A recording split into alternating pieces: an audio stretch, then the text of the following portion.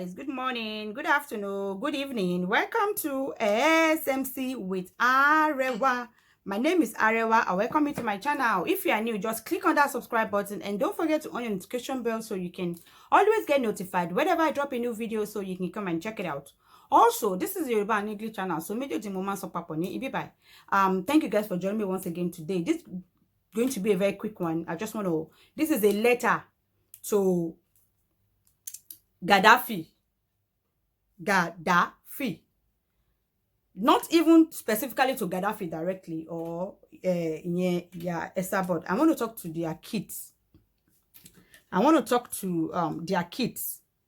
Now, you know, I want to talk to both of them, and specifically directed to their children too as well, because we all know what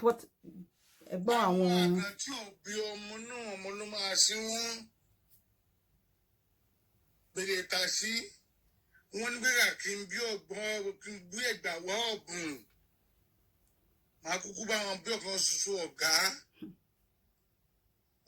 ọ̀gá tèmi náà ni Adémọ́lá ọmọ Adémọ́lá Adékẹ́s ọmọ Oyèwọlé Adémọ́lá ọmọ ọba. It's making me feel happy all the time. Ọmọ kan tó ju gba ọmọ lọ ní. Ìyẹn lọmọ tó acknowledge. Ṣùgbọ́n mi ò sunkún ọmọ o. Gbogbo tán bí fún ẹ. Tó bá ní ṣòro pẹ̀lú wẹ́dàdà mi ò tọrọ ọmọ, mi ò sunkún ọmọ fún ẹ o. Wo mi lẹ́yìn tí ẹ kò gbọ́ kí n rí wálé ní oṣù tí lọ́la. Ẹ máa gbọmọ lọ́wọ́ èèyàn ajé èèyàn kí lẹ́ máa gbọmọ lọ́wọ́ ẹ̀. Àwọn tó ti báyé wọn jẹ́ already. Imagine. Kàn ráyé wá. I'm very sorry to say. Look at what he's saying about his children. They don't have money, they don't have life. His children. Òótọ́ mo sọ fún ẹ. Gbà tí wọ́n ṣe black kì í tó lẹ̀ lẹ́yìn Nàìjíríà tó gate. Gbogbo ọmọ Yorùbá tó wá ń lu ìpá ọ̀tá tó wá síbẹ̀ mi ò rẹ́ bí mi ò rárá ẹ̀ ń bẹ̀ náà. Imagine. O ti báyà àwọn ẹ̀ gan jẹ́. Just imagine. Ìwọ̀n bá lójó kan mí gùn mọ́ láìfù mọ́. Because you don't have a good reputation in the community. Look at what he's saying about his children.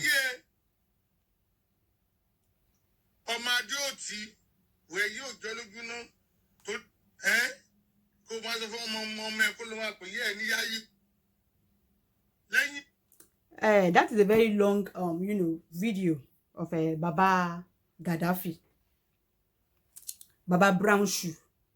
Now you could hear some I want to say this specifically in English because apá àwọn ọmọ wọn wọn fẹ́ gbọ́ wọ́n lè má gbọ́ àwọn ìjìnlẹ̀ Yorùbá kankan.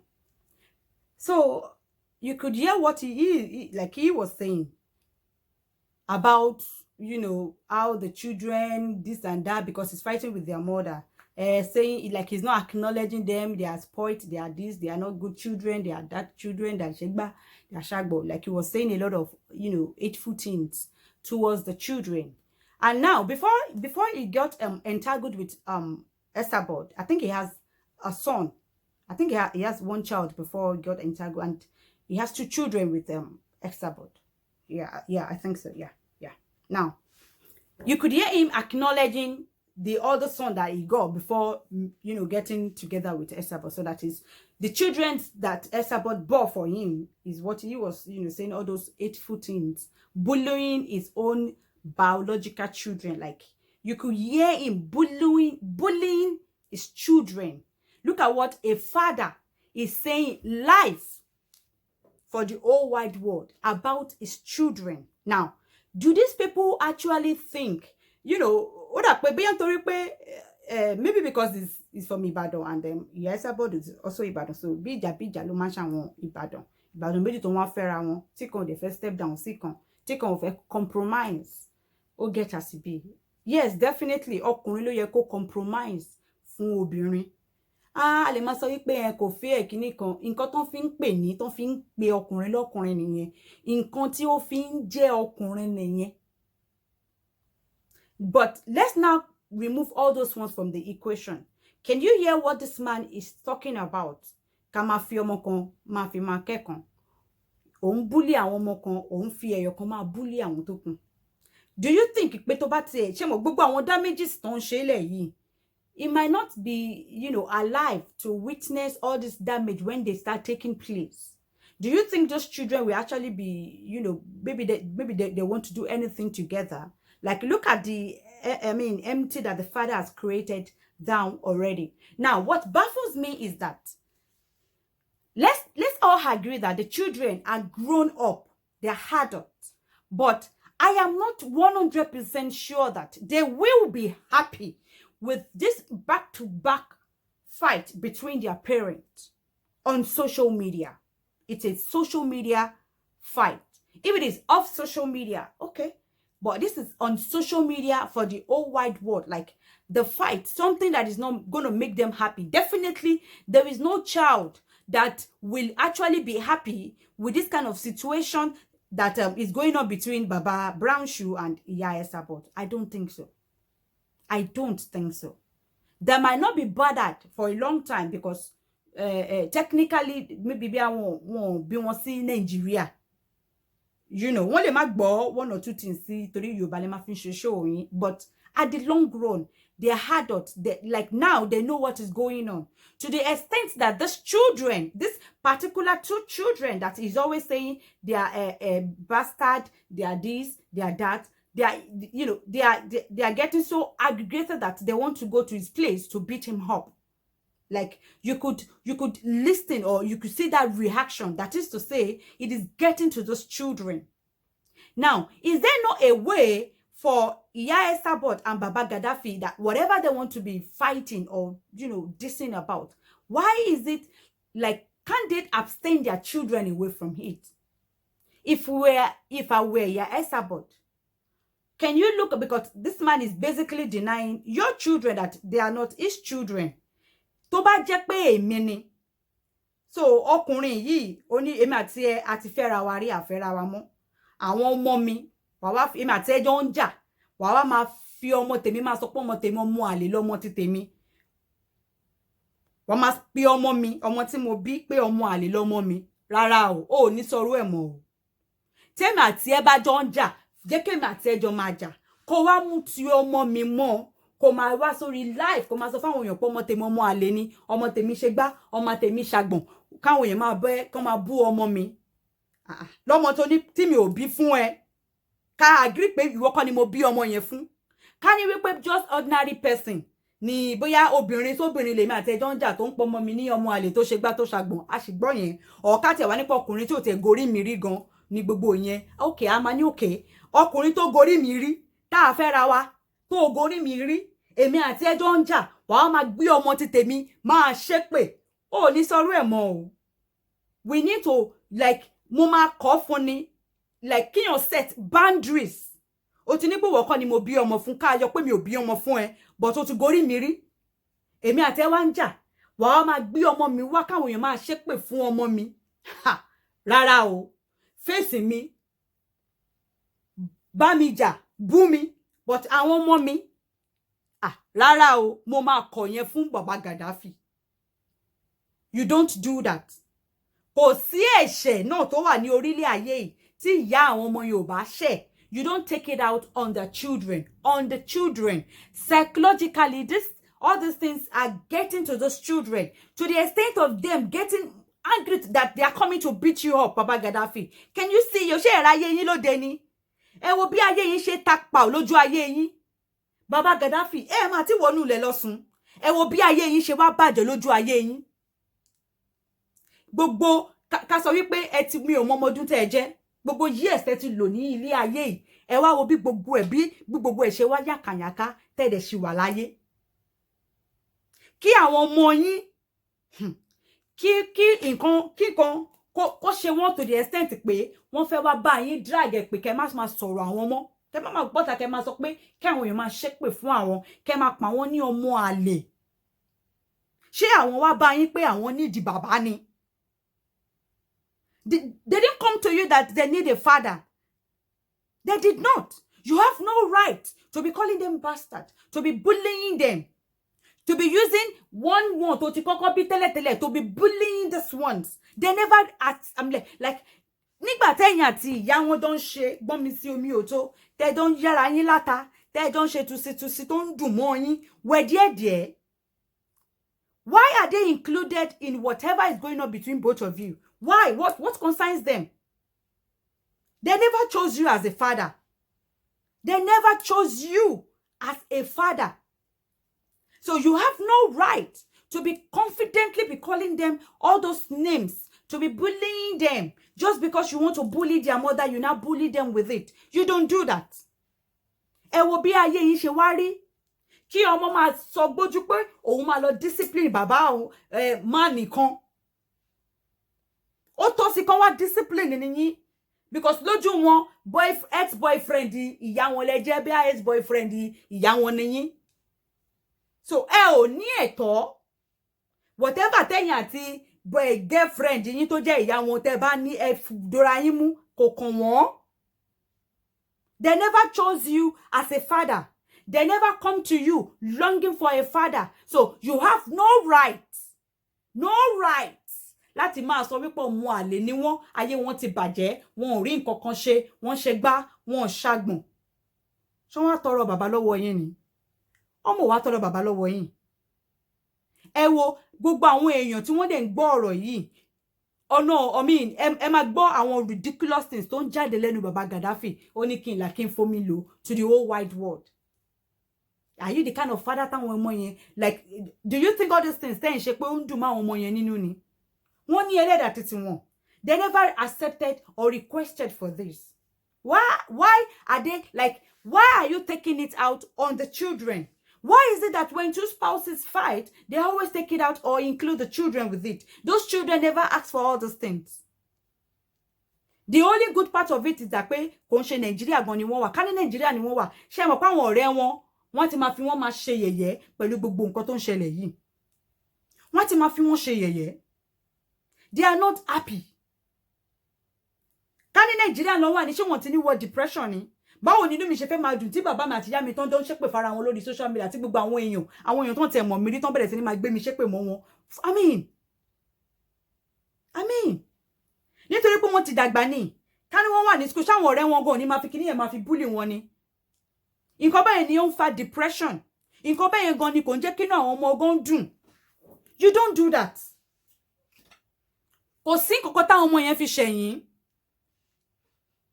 Tí Esabod bá ti ẹ̀ ń sọ̀rọ̀ yín tó ń sọ tàwọn ọmọ kò yẹ kẹ́yìn máa sọ tàwọn ọmọ tẹ́yìn bá fẹ́ reply ti Esabod àbí tẹ́yìn bá fẹ́ sọ ti Esabod because kò ẹ̀ ní right láti ṣe. Àwọn ọmọ yẹn ò wá bá yín pé àwọn nídìí bàbá. So nítorí ẹ̀ ní ẹ̀ ṣe ní ẹ̀tọ́. Under no circumstances do you have right. Whatever their mother is saying to you or including them with whatever she's saying to you, you don't have the right to include them in when you want to say to their mother. Because they never came to you for father. So nítorí ẹ̀ ní ẹ̀ ṣe ní ẹ̀tọ́, ẹ wá wo bí ilé ayé yín ṣe wá ń jẹ́gẹ́ lójú ayé yín. Ẹ wá wo báyé yín ṣe wá bàjẹ́ sórí social media. Ọkùnrin máa drag what pẹ̀lú obìnrin. You have ẹ ò ní iṣẹ́ lọ́wọ́. Kíyàn kọ́ máa sùn, kíyàn dé máa jí. Kásùn Kanje Enterprises. Òun lẹ ṣe máa ráyè máa jókòó sórí Facebook pé ń ṣe fídíò, ẹ̀ ń ṣe kinní kan, ẹ fẹ́ bu Esabod padà. Esabod tó ti fi ilẹ̀ láti how many years? Ẹni ó ní kẹlà kẹ́ bomi lò ó.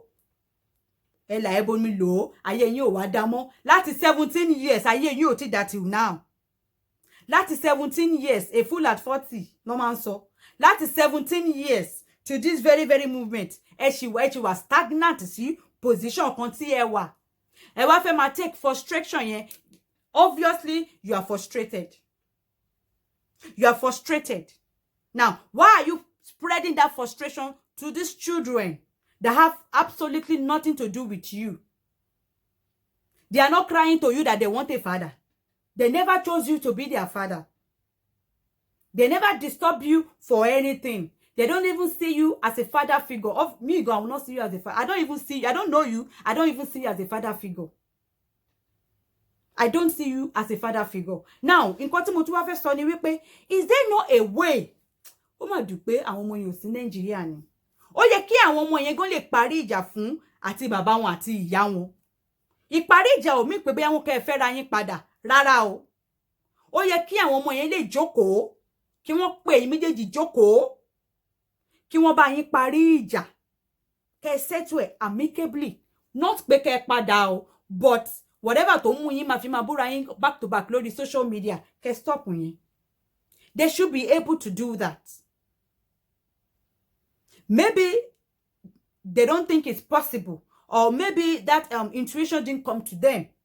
But honestly, I really wish, maybe if they listen to this, they could call their parents. Yes. Ọmọ máa pe ìyá àti bàbá jókòó, ẹ máa bá wọn sọ̀rọ̀. Àwọn ọmọ yẹn ti dàgbà, they are all adults.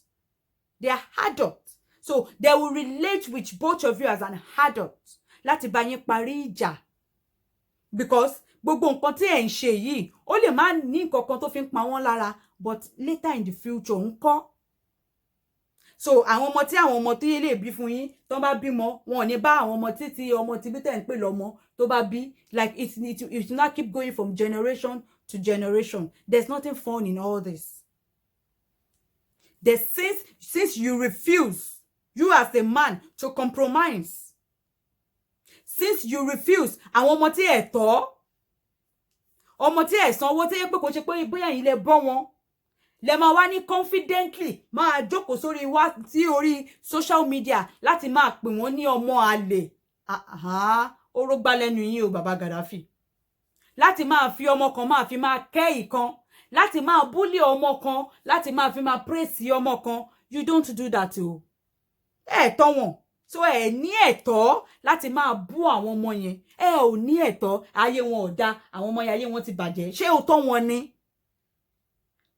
Ṣé ó tọ́ wọn ni? Ó ṣe tẹ́ sí ẹlẹ́nu pé ayé wọn ti bàjẹ́ ni? Pé wọn ò kọ́ wọn, ó kọ́ wọn, ó tọ́ wọn. Débi pé ó fẹ́ ní right láti máa sọ pé ayé àwọn kan bàjẹ́, àwọn kan ò bàjẹ́, àbọ̀ ọmọ àlè làwọn kan àbí wọn ṣọmọ àlè. Ó tọ́ wọn. You are not a father. You are not like they don't know you. You don't know them. So you have no right to be doing all that. Ìyá Esabod ló gba gbogbo yẹn fún yín. Wà wá jókòó, wà máa ṣépè fáwọn ọmọ mi. Ìwọ ex-boyfriend. Rárá o. Ó yẹ kí ìyá Esabod kọ yẹn, èyí kan yẹn, ó yẹ kí wọ́n kọ fún yín. Face Esabod. Bú. Má mú ti àwọn ọmọ yẹn mọ́, torí sọ pé ìwọ kọ́ ló bí, o ò ní right láti mú tàwọn ọmọ yẹn mọ́. Torí àwọn ọmọ yẹn ò ṣẹ̀. Like they never requested for all this, all these things. Psychologically, are you doing, Baba Gaddafi? Ṣé gbogbo nǹkan tẹ́ ń ṣe kàn ṣe láti máa jẹ́ kí àwọn ọmọ yẹn wọ depression ni? Ṣé kò tí ẹ ń ṣe láti máa jẹ́ kí inú àwọn ọmọ yẹn máa dùn, láti frustrate àwọn ọmọ yẹn torí pé ẹ̀yin gan ẹ wà frustrated níbi tẹ́ ẹ wà? Is that the reason why you are doing all this? Because you start mentioning their names. You don't have right to do all that. You do not have right to do all that. But you just want to include them in your misery. You want to bring the children into your misery, into your frustrated life. You just need to drag them. Only you don't want to go down that rabbit hole of frustration. You want to include innocent children into your web of misery. Children that are innocent in whatever circumstances that you threw yourself. Ṣé wọ́n wà mẹ́gbà tán ní kẹ́ máa fomi lónìí? Ṣáwọn ọmọ yẹn wà mẹ́gbà pé ṣáwọn àwọn ọmọ yẹn ló rán yín pé kẹ́ fomi lónìí? Ṣáwọn ọmọ yẹn ni wọ́n kọ́ bá yín ní ayé yín ò ṣe kúrò ní ojú kan tẹ́ jókòó sí láti ọdún yìí wá ni? Ṣé àwọn ọmọ yẹn ni ṣó kàn wọ́n ni? Báwo ló ṣe kàn wọ́n? Tínú yín máa dùn tẹ́ máa jókòó táwọn kan máa gbé ọmọ yín ṣépè ní ojú ayé yín ẹ̀dẹ̀ máa rẹ́rìn yẹn. Níbo gan ni Esabod ti rìn pàdé wọ ọkùnrin yìí gan?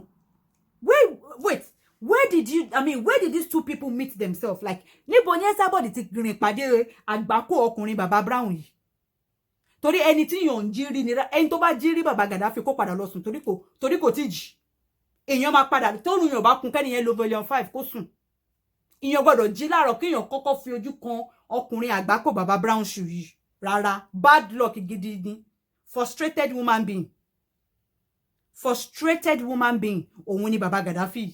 Ìyàn gbọ́dọ̀ jírí. Ìyàn gbọ́dọ̀ jíkò. Kò tí ẹ kó wà ní sàkání èèyàn torí bad luck burúkú ni.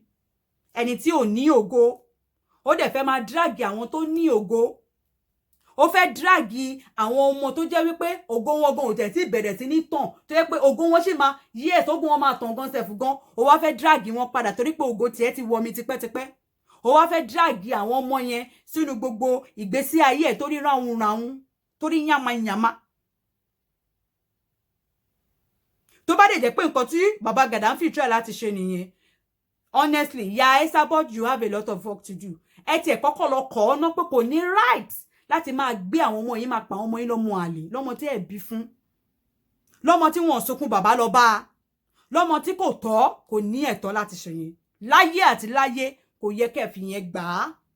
What you allowed is what will continue.